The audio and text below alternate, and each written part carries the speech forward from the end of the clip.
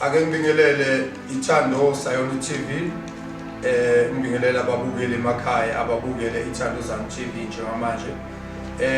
Ngithi kuwe nasi isimemo samhla 26 uJuly 2026 lapho sizobe sinenkonzo yoku-appreciate umzalwane wethu oye wayiphatha kahle from asafunda emabangeni aphansi waze wafika emabangeni aphezulu.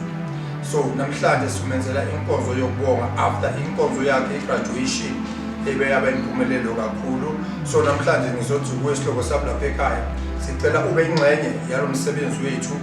Sicela ube ingxenye noma ngabe usekudeni kangakanani kodwa kune account ezayo esicela ukuthi yonke umnikele nisipha wona nifake kule account bese nifaka ama reference esigama lakho nesibongo. Sizobuya bese siyabonga kini nonke emakhaya, sibonge kini nonke emagumbini amanye omhlaba kulabo abazobe befakile, whether uyangazi noma awungazi noma wake wangibona waze wangibona.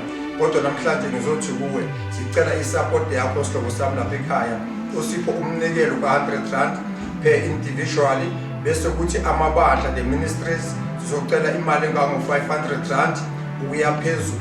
Then uNkulunkulu uzobusisa. Lelathi iBhayibheli ngelinye ilanga ubusisiwe ophayo kunalisanda siphayo kunalesi esimukelayo. Bese athi uNkulunkulu ezwini lakhe uyobusisa ekwensimini, yabusisa engeneni nasekuphumeni, abusise ngisho inzalo yakho.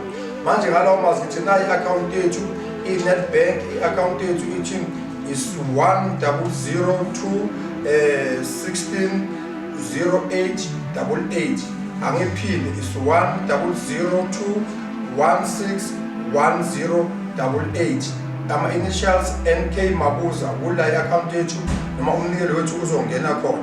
Then sizobe siya record bese siyabuya siyabonga kuwe. Ngalo mazwi ukuthi uNkulunkulu akanibusise bazalwane bami. Ingothando akamaseko isibongo ebandleni Trust in Christ. Ukuthi uNkulunkulu alibusise ngegama likaJesu Kristu waseNazaretha. Uzokwina phakade. Amen.